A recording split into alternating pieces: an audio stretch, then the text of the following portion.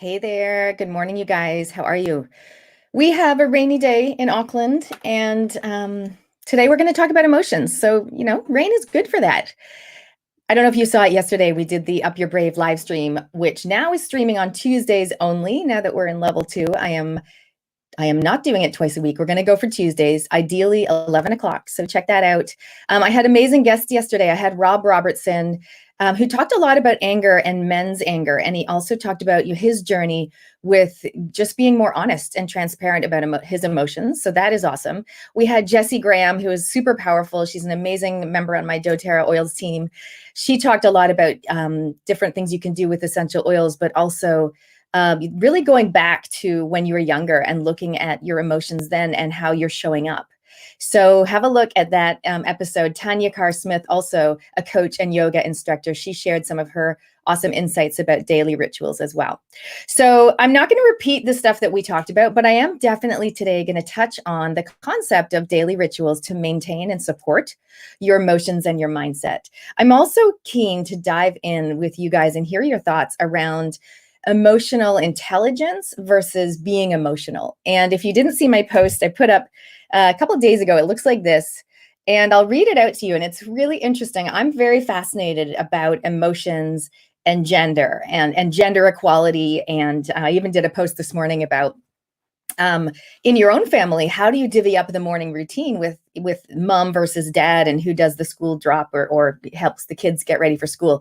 I'm very fascinated about gender equality. So this is what I wrote, and it really hit a nerve, well, with me, but also with some people.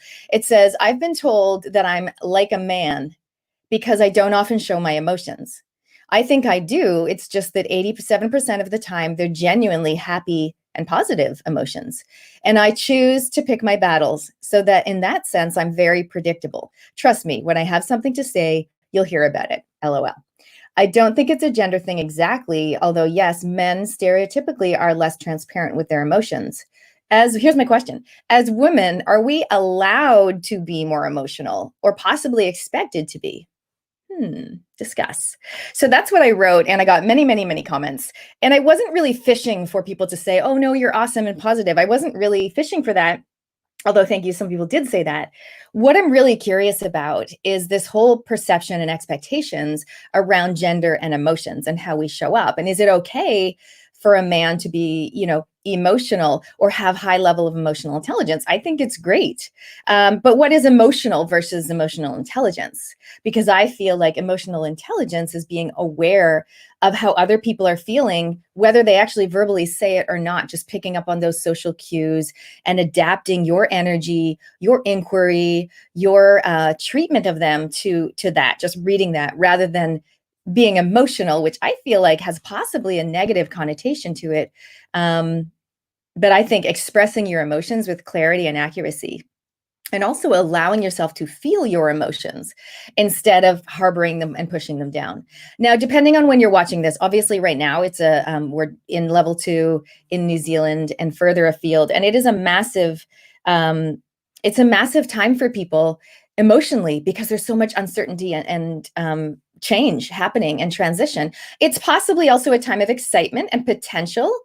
I definitely feel like that for me, but also for the world in terms of reevaluating what's important, reconnecting with what's important.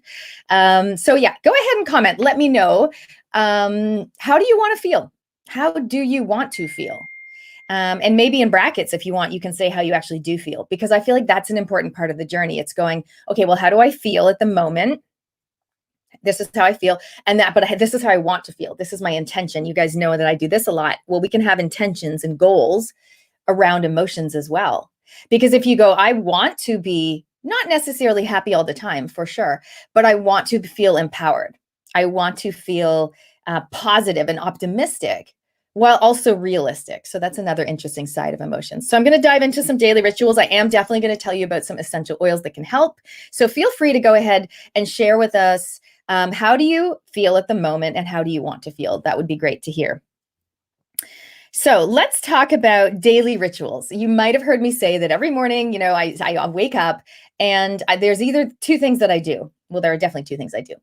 I always put the diffuser on, but before I do that, while I'm still in bed, usually first thing I think of is what day is it? Like, so that I can figure out what, how things are going to roll. But really, most days are the same. I wake up naturally. I literally have not used an alarm clock unless I have a flight to catch.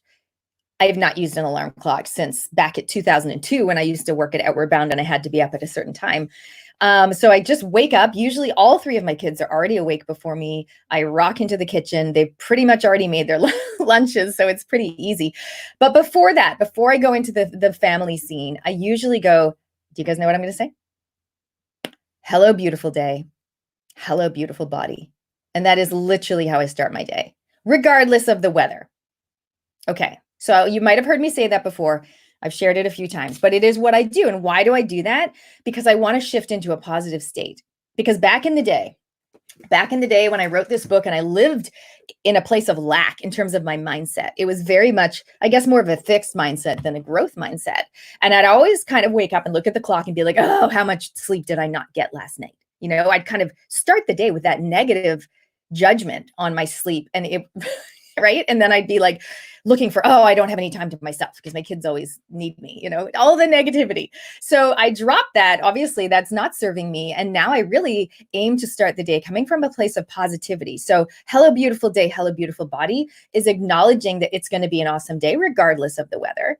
And hello, beautiful body is like, oh my gosh, having a body that has mobility, that can actually get out of the bed by itself, like they can walk to school if I want to, or go for a jog if I feel so inclined. What a gift. Literally. I don't mean, hello, beautiful body, how sexy am I? I'm not talking about that. I'm talking about, for me, it's mainly around mobility because I have in the past had trouble with that with my multiple back injuries. So I want to encourage you, if that helps you, to either say those exact words, you're welcome to use them, or to create some words of your own, which become your morning mantra to shift you into a positive state. Now, obviously, when I do that, I can also use some essential oils to really ground and anchor those emotions. Frankincense is an amazing oil for that, the oil of abundance. And it might be a matter of just going, hello, beautiful day, hello, beautiful body, and dripping the oil into your hand and breathing it in. I actually tend to use a lot of the oils, like topically. I have this beautiful yarrow palm. It's up by my bedside. Lotion, which, oh my God, it's just incredible. And I often will do that at night before bed. But again, you can use them any time of the day. So I do the ritual, and then I go into the family scene and I put the oils in the diffuser. So literally that's what I do. Here's a box, but you get the gist, in the diffuser. And I will put in normally something like wild orange to make everyone feel happy. And then if I don't want anyone to, get a bit run down, I might put some On Guard, the protective blend. But usually it's a citrus and peppermint to wake everybody up and have them feeling happy. So this is part of my morning routine to serve myself as well as my family, and then to start the day off right. So I'll tell you in a few minutes about some of the other emotional oils. And who's excited? The kids kit of emotional oils is available in New Zealand starting in June, which is a total game changer. Cute oils for kids like Rescuer and Brave and Steady. So exciting. So these are all tools in the tool belt, and I use essential oils, but I also use mantras. What do you guys do? I would love to hear, what do you do daily to help you have a positive mindset, to help you acknowledge and process your emotions, not just shove them down, because we all know that they will come out eventually, and usually they will affect your health in a negative way if what you do is constantly shove them down. So it's interesting, about the comment about, me being like a man because I don't express my emotions. I feel like I do. It's just that most of them are very positive, and I'm optimistic, but I would say I'm very, very realistic. Like I'm also really opinionated, really judgmental, really quirky and animated and all the other things. But yeah, it's interesting. Why is it expected that women are to be more open with their emotions, and it's okay for men not to be? Yeah, interesting. I would love to hear your thoughts on that. I'm super interested in that topic. So we talked about daily rituals. I want to talk about getting out of a funk as well.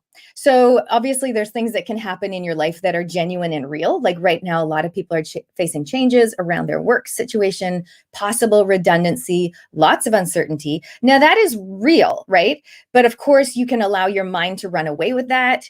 You can use tools and oils to help you stay positive, but sometimes it's like it is what it is. Like it just is the situation. And so what we can do is shift our mindset to go, what else could I possibly be doing? What other strengths and talents and interests do I have that I could maybe tap into to be resourceful and look at a possible additional revenue stream in my business or in my life. And so it's a good time to be realistic and yes, optimistic, but also to think bigger. And like last week, if you saw my video where I talked about you are the CEO of your own pie, and it's really was helping you to look at, well, what does my life look like and what do I actually want to be doing rather than what it was like before? Yes, thank you for sharing affirmations and gratitudes. This is the thing with StreamYard. If you're coming to me from one of my groups, and I do have a few, if you're not in my Go-To Girl Amplify Your Impact Business and Wellness free Facebook group, by all means, go ahead and join that group. I also have Oil School, which is a free group for any customers on my wider doTERRA team, and I have 4,000 people on my wider doTERRA team. So if you're a customer on my team, you don't have to be my customer, but if you're someone's customer on my team, then you can get into that group for free, where we do lots more information about the essential oils and how you can use them. So let's hear from you guys. One of the questions I asked, if you're just joining us, is number one, how do you feel and how do you want to feel? So that's always good. And that's great to ask yourself every single day. And then what daily ritual or mantra do you have in place, or could you add, hey, Rach, to support your emotions and your mindset? Then I started talking about, what do you actually want to be doing? And maybe if you feel like things are a bit limited in your job, what other strengths can you tap into for yourself? And how can you create the pie of your life to look the way that you want it to look? It's such a good time to do that. If you saw my video on Monday, I was talking about what are some 3 things that one thing you're going to do in your life with intention because you want to do it. One thing that you're going to ditch, you're going to stop, whether it be a person who's draining your energy or a habit that you've got.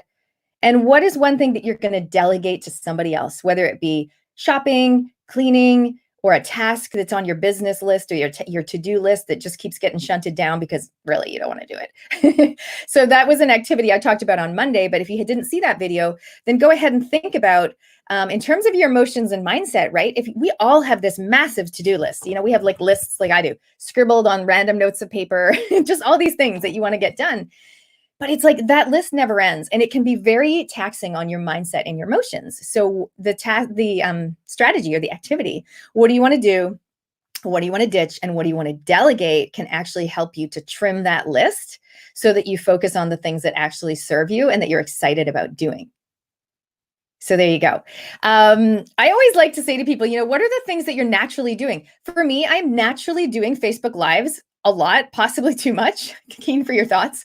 But I was like, the other day, I'm like, God, I would just love to be paid to like interview people and like do Facebook Lives and share my knowledge and ask questions, because that's what I do naturally. That's what I love doing. It's what I've always done. And so I want to ask you the same question. What are you naturally drawn to, in your life or in your business or in your job or in your work that you just love doing? And those tasks, you just gravitate towards them. They're probably in your zone of genius. And the stuff that you never got around to is probably not. And what can you delegate to other people or maybe cross off your list because you don't really need to be doing it? That's really what this activity is about. Let's talk about getting out of a funk. So if you feel like you are in a funk, and here's the thing, I've heard this twice in the past 2 days, so I really want to mention it. I've had a few people mention to me about, Nat, here's the thing, I want to put myself out there, or I find myself falling into comparison. And I'm like, oh yeah, you got a severe case of comparisonitis. It's rampant. It's running wild at the moment.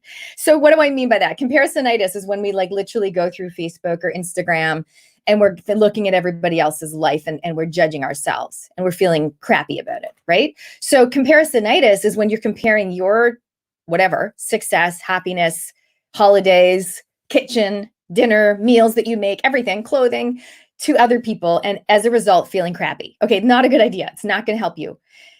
So I've had a few people say that. And as a result, sometimes when we lapse into comparisonitis, we don't do the things that we want to do, whether it is launching a program, launching a course, having a website, or joining a sports team or whatever, making a beautiful meal. We don't do those things because we think, well, I'll never do it good enough, or I'll never do it like that person.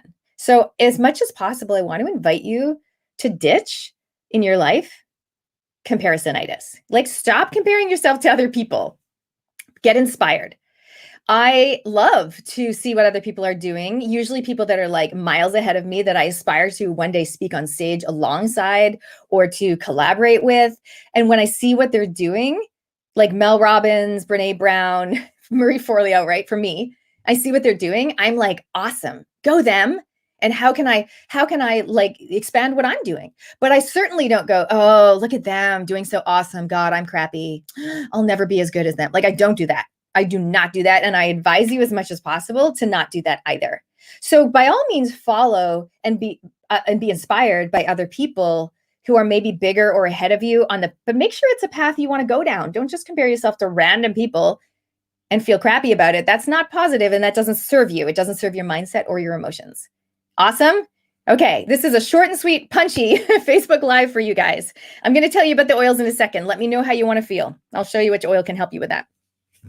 So in terms of getting out of a funk, it's like catch yourself in that micro moment when you start comparing and judging, and maybe instead shift it into an inspired thought. Go, I wonder what's possible for me, or I wonder how I can do something similar that relates to my talents or my business or my interests. Okay. So that's a great thing to do. The other thing is, I also love, the topic of jealousy, and sometimes to listen to jealousy. Once, many, many years ago, Lisa Black made a comment to me about jealousy, and she said, jealousy is a gift. And I was like, OMG, yes, jealousy, this is how I like to phrase it, is like a beam of light shining down on what you genuinely desire. Like, honestly. So if you're comparing yourself, just go, hang on a second. What is it that this person is doing? Is that something that I want that I didn't realize? Oh, that person just, posted about their amazing hot date with their husband, and I'm feeling really funny about that. Oh, that's interesting. So do you wish you went on some hot dates with your husband? Yeah. He never plans anything. Well, hey, why don't you plan something and go on a hot date with your husband? So jealousy can be like a beam of light shining down on what we truly desire. We just sometimes don't know what we want because we're so freaking busy with the to-do list, right? Trying to tick off things that we said we would do and we think we should do. We're in the should zone, or we're in the frustration zone. Where do we want to get to, you guys? The impact zone. And what you need to do to get there is you need to up your brave, right? Which means maybe putting yourself out there a little bit more, but coming from a place of inspiration, not comparison. Thank you, Rach. Rach says, get rid of negativity. Yeah, it doesn't serve you. Sometimes you can look at the negative and you can be like, that's interesting. Why is that triggering me? Why am I so triggered by that? What's that about? And you can dive into it, but just don't let it drag you down into the depths. So getting out of your funk, you can use oils to get out of your funk. There's an oil here called Cheer, which is really great. And even if your kids are fighting, or if you're just feeling really angsty, you can smell that Cheer. Here it is. Here's the real deal. You can smell that Cheer. Matches my top. You can roll it on your neck. You can roll it on the palm of your hand and then breathe it in.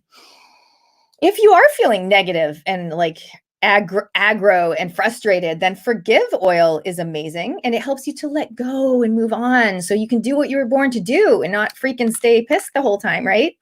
So again, breathing it in on the neck, roll it on the hand. And you can do both. Like, you can literally blend them together. I want to be happy and I want to let go of my anger. And you just blend them together. It's so cool.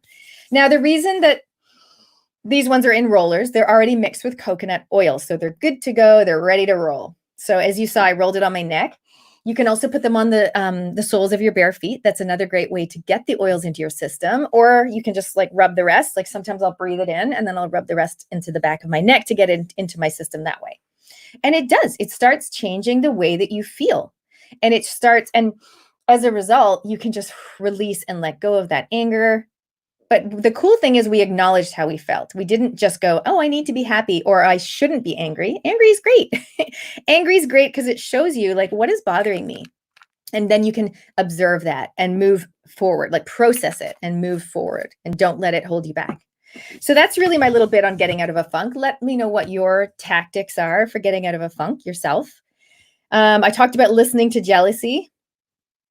Yeah, this is another thing that you hear people say a lot, you are worthy, you are enough. And for some of you that might really resonate. You might feel like, I never feel like I'm doing enough. I never feel like I'm good enough. And that will often come from something that happened when you were younger, whether you recall it or not, being told that you're not good enough by your parents or a teacher or something like that, or a friend.